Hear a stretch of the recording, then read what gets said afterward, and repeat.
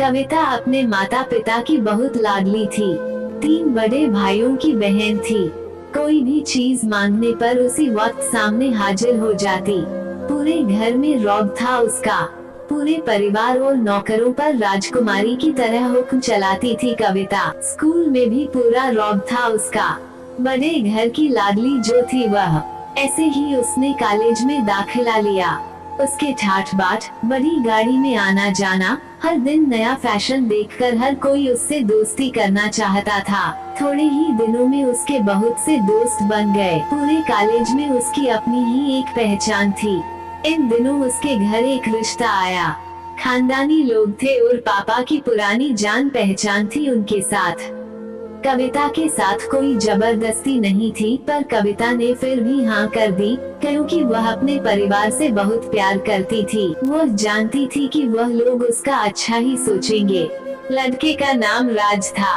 राज काफी पढ़ा लिखा और समझदार लड़का था। ससुराल वाले भी बहुत अच्छे थे।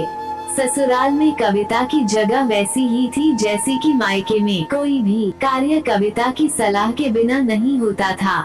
सबकी लाडली बहू बन गई थी वह। फिर उसके घर एक बेटे का जन्म हुआ। राहुल कविता को जान से प्यारा था। पोता पाकर ससुराल वाले तो फूले नहीं समाते थे।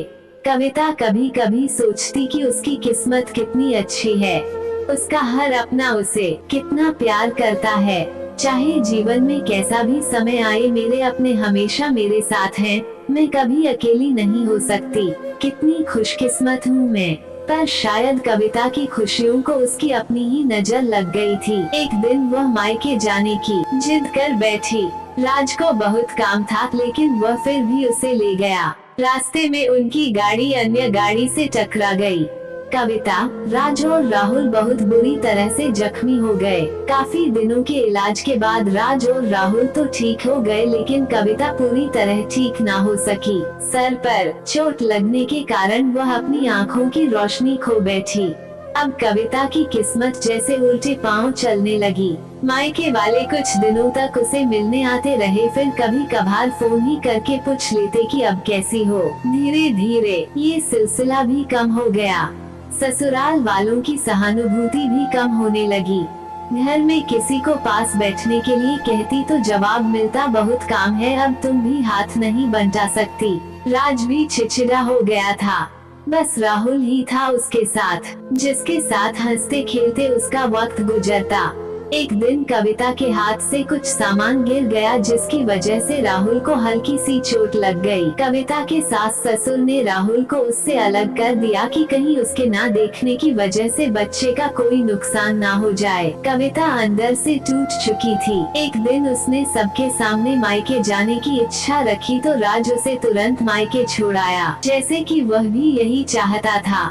लेकिन राहुल को उसके साथ नहीं भेजा गया। कविता कभी राहुल से दूर नहीं रही थी, पर अपनी कमी के कारण उसने ज्यादा बहस नहीं की।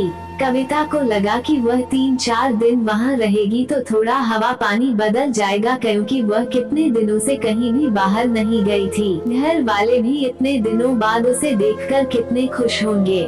कविता के घर पहुँचने पर सब लोग बहुत खुश हुए। खाने में सब कुछ कविता की पसंद का ही बना था। उसने अपने मम्मी पापा और भाई भाभीयों से दिल खोलकर बातें की। उनके छोटे छोटे बच्चे भी बुआ के साथ घुल मिल गए थे। रात को सोने के वक्त जब वह कपड़े बदलने लगी तो उसे पता चला कि उसका बैग तो बहुत भरा हुआ था। वह सब समझ गई। वह बहुत उदास हो गई। कुछ दिनों तक तो सब ठीक रहा, फिर जैसे सब बदलने लगा। सबका व्यवहार बदल रहा था। वह लोग जैसे थक चुके थे उससे। सब लोग घूमा फिरा कर पूछने लगे कि राज कब आ रहा है, उसे ले जाने। वह बहाना बना देती, जबकि वह जानती थी कि उस घर में अब उसके लिए कोई जगह नहीं। कविता से चलते वक्त कुछ न कुछ नुकसान हो जाता। थोड़ी बहुत टोका टोकी उसे सुनाई देती, वह टाल देती। एक दिन उसके हाथ से लगकर एक कीमती फूलदान टूट गया। छोटी भाभी ने बहुत हंगामा मचाया। कविता के माता पिता रोज रोज के झमेलों से तंग आ गए थे। उन्होंने राज को खुद से फोन कर दिया। राज कविता को अपने घर ले गया। कविता को अपने परिवार वालों से ये उम्मीद न थी, जिस कविता के कहे बिना बिना घर में एक पत्ता भी नहीं हिलता था, उस घर के लिए वह बोझ बन चुकी थी। राज के साथ ससुराल आते वक्त वह बहुत खुश थी, क्योंकि वह अपने घर जा रही थी, अपने जिगर के टुकड़े राहुल के पास। परंतु ये खुशी भी कुछ पल की ही थी। सारा बंदोबस्त पहले ही किया हुआ था। कविता को सीधे ऊपर वाले कमरे में पहुंचा दिया गया। राहुल से दूर रहने की सख्त चेतावनी दी गई। एक कामवाली लता को उसकी जिम्मेदारी सौंपी गई, जो उसके खाने पहनने जैसी जरूरतों का ध्यान रखती। कविता ज्यादातर चुप ही रहती। कभी कभी कामवाली लता से थोड़ा बतिया लेती।